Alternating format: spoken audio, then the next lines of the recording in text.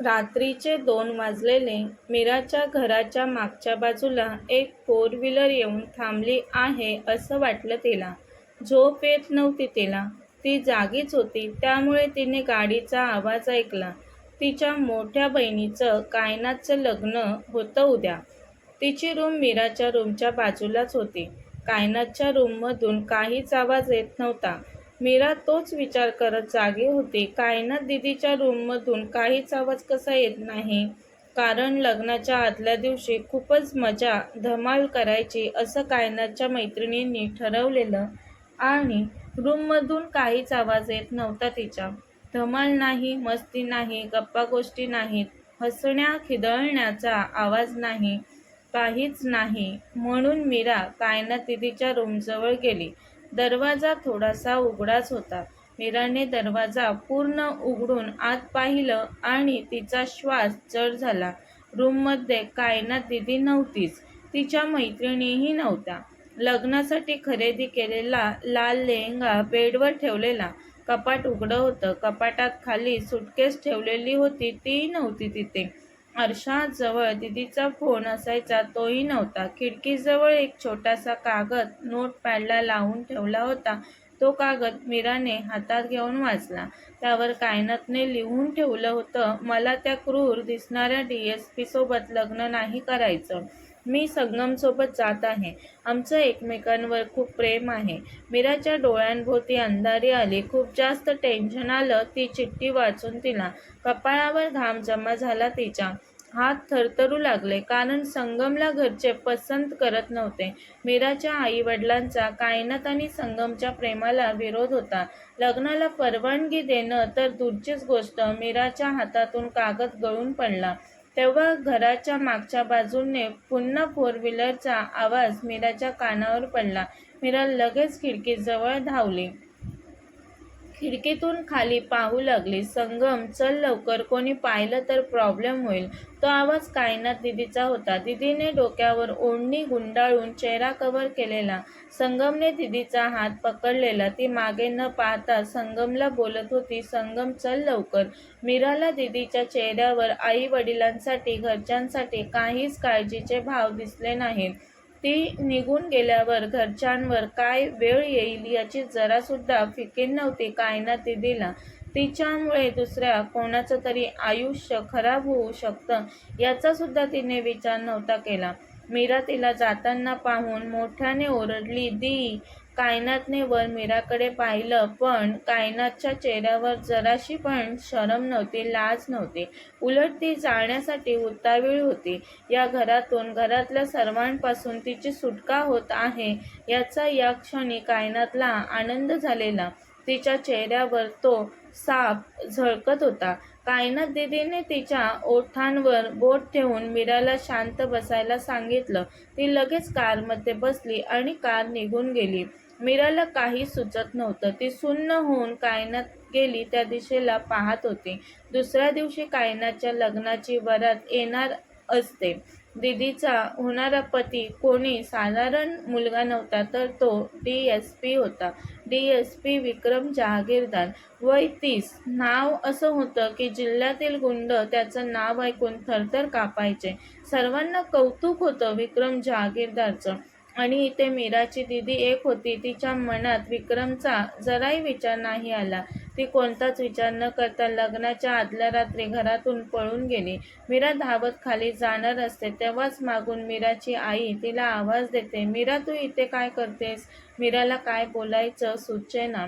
आईला सगळं सांगितलं तर आई हा धक्का सहन नाही करू शकणार असा विचार मीरा करत असतानाच आईने काहीतरी विचार केला आणि ती कायनातच्या रूमकडे झपाझप पावलं टाकून गेली. कायनात रूममध्ये नाही हे पाहून आईला सुद्धा जबरदस्त धक्का बसला. जमिनीवर पडलेला कागद उचलून आईने वाचला. आईच्या तर पायाखालची जमीन सरकली. कायनात, तुला किती वेळा ग समजवलं, तो संगम चांगला मुलगा नाही, तरी तू चुकीचं पाऊल उचललंस. तोंड दाखवायला जागा ठेवली नाहीस. कायनात, तू आम्हाला बोलून आई जमिनीवर बसून रडू लागली. टेन्शनमध्ये रात्र संपली. दुसऱ्या दिवशी सकाळी घरातले सर्व उठल्यावर कायनात घरात नाही हे सर्वांच्या लक्षात आलं. घरात लग्नासाठी जमलेले नातेवाईकच आता आपापसात कुजबुजू लागले. मुलगीच चांगली नव्हती, कोणी बोललं तर कोणी म्हटलं होणारा नवरा DSP होता म्हणून घाबरले बिचारे. मीराचे बाबा काही न बोलता टेन्शनने केव्हापासून एकाच जागेवर खुर्चीत बसून होते. कायनात दीदीने लिहिलेलं पत्र बाबांच्या हातात होतं. त्यांचा चेहरा साफ उतरलेला, शरमेने बाबांची मान खाली झुकलेली. ते काहीच बोलत नव्हते, फक्त केव्हापासून शून्यात हरवल्यागत होते. खूप वेळाने ते बोलले, वरात केव्हा येईल? तेव्हा कोणीतरी म्हटलं 11 वाजता.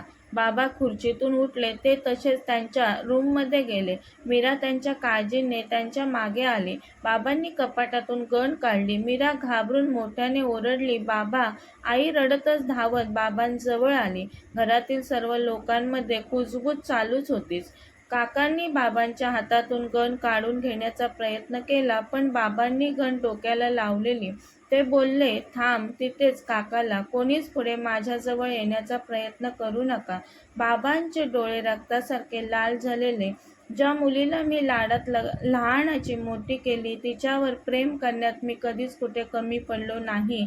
माझी आयुष्यभराची कमाई मी तिच्या लग्नासाठी खर्च करत आहे. ती मुलगी कसलाच विचार न करता घरातून पळून गेली. आज तिचं लग्न आहे तरी कशाचाच काहीच विचार केला नाही तिने.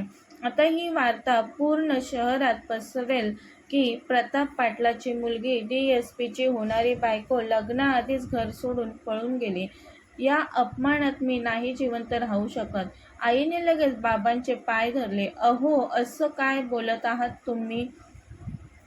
आपण काहीतरी मार्ग काढू यातून. तुम्ही लगेच असं चुकीचं काहीही करणार नाही आहात. काय मार्ग निघेल यातून? अनुराधा, आपली मुलगी पळून गेली. आणखी काही पाहुणे मंडळी येतील आता लग्नासाठी. काय सांगणार आहेस तू येणाऱ्या पाहुण्यांना? परत जा असं? आमची मुलगी पळून गेली घरातून? खानदानाची अब्रू वेशीवर टांगली या मुलीने. बाबांचे शब्द ऐकून मीरा थरथर कापत होती. तेव्हाच काकांनी हळू आवाजात म्हटलं, एक मार्ग आहे.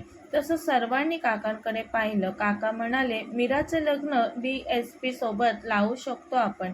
मीरा तर भीतीने थंडच पडली. मीराची आई मीरावर एक नजर टाकून बोलली, नाही, मीरा लहान आहे अजून.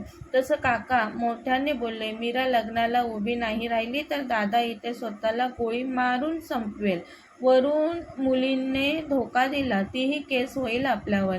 मीडिया येईल, वेगवेगळे प्रश्न करेल. आयुषचं शिक्षण, त्याची स्कूल, त्याचं भविष्य सगळंच पणाला लागेल. संपेल सगळं वहिनी. काका म्हणाले, मीरा 20 वर्षांची आहे. कायनातच्या 2 वर्षांनी तर लहान आहे. दिसायला कायनात सारखीच आहे. डोक्यावर पदर घेऊन लग्न होईल, सर्व विधी होतील. लग्न लागेल, वेळ टळेल. बाकीचं काय होईल ते नंतरचं नंतर पाहू. काका बोलले, मी नाही करणार लग्न. मीरा घाबरतच बोलते. तसे सगळे मीराकडे पाहू लागले. मीरा हिंमत एकवटून पुन्हा बोलली, तो मुलगा माझ्यापेक्षा वयाने मोठा आहे. बाबांनी डोक्यावरची गण जराही न हलवता मीराला म्हटलं, ठीक आहे मीरा, तू नको करू लग्न, पण मी नाही राहणार या जगात. तशी आई ओरडली, प्रतापराव, मी कधीच इतका बेइज्जत नव्हतो झालो. अनुराधा, आज हे लग्न होईल, नाहीतर माझी आरती उठेल या घरातून. बाबा म्हटले. मीराला आता सर्वच गोल गोल फिरायला लागलं. आयुषचं भविष्य, बाबांचं जीवन, खानदानाची इज्जत, सगळ्यात मीरा अगदी गुरफटून गेली. ती बोलली, बाबा, तुम्ही माझ्याकडून ही अपेक्षा करत आहात? बाबांच्या डोळ्यातून अश्रू आले. ते मीरासमोर हात जोडून बोलले, मीरा, तू लग्नासाठी हो म्हण. तुझा बाबा सदैव तुझा ऋणी राहील. बाबा, मी लग्नासाठी हा म्हटलं तर तुम्ही ही गण डोक्यावरून हटवाल का? हो मीरा, बाबा बोलले. पण बाबा, लग्नानंतर त्या मुलाला सर्व कळेलच, मग तो कसा रिॲक्ट करेल? कोणाकडेच काहीच उत्तर नव्हतं. त्या क्षणापासून मीराचे जीवन बदलणार होतं. मीरा फायनल इयरला BAची विद्यार्थिनी होती. तिची इतर मुलींप्रमाणेच स्वतःची स्वप्न होती. तिला टीचर बनून मुलांना शिकवायचं होतं. तिच्यावर आई वडिलांना गर्व वाटेल असं काहीतरी करायचं होतं तिला. पण आजच तिला नवरी बनवली जात होती. तिच्या पळून गेलेल्या बहिणीच्या जागेवर बसवून तिला हळदीचे कपडे घातले गेले. जे कपडे कायनात दिदीसाठी घेतले होते. लाल लेहंगा दिदीचा होता, पण आता तो मीराला घातला लग्नासाठी. लग्नासाठी मीराला छान तयार सुद्धा केलं. मीराने स्वतःला आरशात पाहिलं. तिला तिचे डोळे वेगळे भासले. त्याचवेळी तिच्या घरासमोर ढोल शहनाईचे आवाज ऐकू येऊ लागले. DSP वाजत गाजत मीराच्या दारात वरात घेऊन पोचला होता. त्या सर्व आवाजाने मीराचं हृदय बाहेर येणं बाकी होतं फक्त. वरात आली रे, मोठ्याने कोणीतरी ओरडलं. मीरा खिडकीत जवळ आली. तिने खिडकीतून खाली वाकून पाहिलं. पोलिसांच्या गाड्या मागे पुढे आणि मध्येच ब्लॅक कलरची कार होती. काही नातेवाईक वरातीत नाचत होते. विक्रम जहागीरदार, उंच धिप्पाड, सावळा रंग, काळे डोळे, तटस्थ कठोर चेहरा, क्रीम कलरच्या शेरवानीमध्ये, पण तो नवरदेवापेक्षा जास्त ऑफिसर दिसत होता. त्याच्या चेहऱ्यावर कोणतीच भीती नव्हती ना हसू होतं. खूपच निर्विकार चेहरा ठेवला होता विक्रमने. ते पाहून मनोमन घाबरली मीरा. खाली नवरदेवाचं स्वागत सुरू झालं. आईने थरथरत्या हातांनीच विक्रमची आरती केली. बाबांनी त्याच्यासमोर थोडं झुकून त्याचं स्वागत केलं आणि त्याला आत घेतलं. मीरावरून सर्व पाहत होती. हे लग्न एक फाशीचा फंदा होता तिच्यासाठी. त्यात कधीही तिचा बळी जाऊ शकतो. काही वेळाने मीराला लग्न मंडपात बोलवण्यात आलं. दोघी जणींनी मीराला खाली आणलं. अग्नीसमोर ती उभी होती. गुरुजी मंत्र बोलत होते. तिच्या जीवाची नुसती घुसमट चालू होती. चेहरा पदराने कव्हर केलेला. त्याचवेळी एक आवाज झाला, चेहरा दाखवा मुलीचा. हे शब्द कानावर पडताच मीराचा श्वास थांबला. ती म्हणते मनात यांना शक आला वाटतं. या विचाराने ती अतिशय भेदरली. बाजूला असलेल्या महिलेने मीराच्या चेहऱ्यावरून थोडासा पदर सरकवला. विक्रमने तिच्यावर एक धारदार कटाक्ष टाकला. त्या एका नजरेतही त्याने सगळंच ओळखलं असावं. तिची भीती, तिचं खोटं, तिची मजबुरी, तिची हरलेली हिंमत. त्याने हळू आवाजात म्हटलं, मीराला, तू ठीक आहेस? अनपेक्षित होतं मीरासाठी त्याचं असं तिला विचारणं. तिचे डोळे पाण्याने भरले. काय बोलावं ते तर तिला सुचलंच नाही. ती काहीच बोलली नाही. बस तिने फक्त हो ठीक आहे असं सांगण्यासाठी होकारार्थी मान हलवली.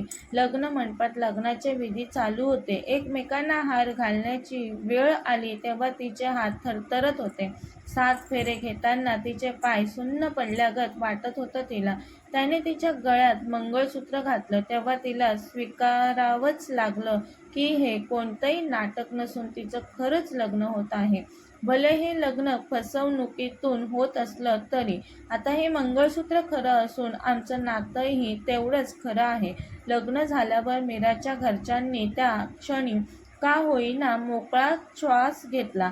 जसं की खूप मोठे संकट टळलं. मीराची पाठवणी करताना आई मीराला जवळ घेऊन खूप रडली. बाबांना तर मीराच्या नजरेला नजर मिळवायलाही होत नव्हती. त्यांनी फक्त मीराच्या डोक्यावरून त्यांचा हात ठेवला आणि एवढंच बोलले, मीरा बाळा, जमलं तर तुझ्या बाबांना माफ कर. मीरा काही न बोलता शांत होती, रडत होती. काही वेळातच ती विक्रमसोबत त्याच्या कारमध्ये बसली. घाबरून ती कारच्या दरवाजाजवळ सरकून बसते. विक्रम तिच्या बाजूला होता. त्यांच्यात थोडंसं अंतर होतं. कार चालू झाल्यानंतर काही वेळांनी विक्रम बोलला, तू कायनात नाही आहेस ना? मीराच्या हृदयावर पहिलाच वार होता विक्रमचा असं वाटलं तिला. तिने घट्ट डोळे मिटून घेतले. काही सुचत नव्हतं. आता मी काय बोलू असं झालं तिला. काहीतरी बोलण्याचा प्रयत्न करत ती फक्त मी बोलत होती तर विक्रम बोलला, खोटं बोलण्याचा प्रयत्न सुद्धा करू नकोस. मी चेहऱ्यापेक्षा जास्त डोळे वाचतो. ॲनिव्हर्सरीच्या दिवशी तुझ्या बहिणीच्या डोळ्यांमध्ये बेचैनी होती, पण भीती नव्हती अजिबात. तुझ्या डोळ्यांमध्ये आज जे आहे ती मजबुरी आहे. मीराने घाबरतच विचारलं त्याला, मग आता काय? विक्रम बोलला, मी आता मागे वळून नाही पाहणार. मीरा म्हटली, का? कारण मी जर माघार घेतली तर तुझं कुटुंब उद्ध्वस्त होईल. तू मला सांगशील का ते सगळं कसं झालं? पण आता नको. तुला जेव्हा सांगायचं तेव्हा सांग. आणखी एक गोष्ट लक्षात ठेव, आजपासून तुझ्यासोबत माझं नाव जोडलं आहे. तरीही तू स्वतः जोपर्यंत आपलं नातं स्वीकारत नाहीस तोपर्यंत मी पती होण्याचा कोणताच अधिकार नाही जतवणार तुझ्यावर. हे ऐकून काय बोलायचं ते तिला कळेना. तो तिच्याकडे न पाहताच बोललेला सगळं. आता तो तिच्याकडे पाहत होता. चेहरा कठोर होता त्याचा. तो बोलला, मी आपल्या नात्याला मजबुरीतून स्वीकारू शकतो, पण जबरदस्ती नाही स्वीकारणार. मीराला फक्त आता रडायला येत होतं. ती समजत होती तो मुलगा वयाने मोठा आहे, पदाने मोठा आहे, पण आता तिला कळलेलं की तो विचारांनाही मोठा आहे.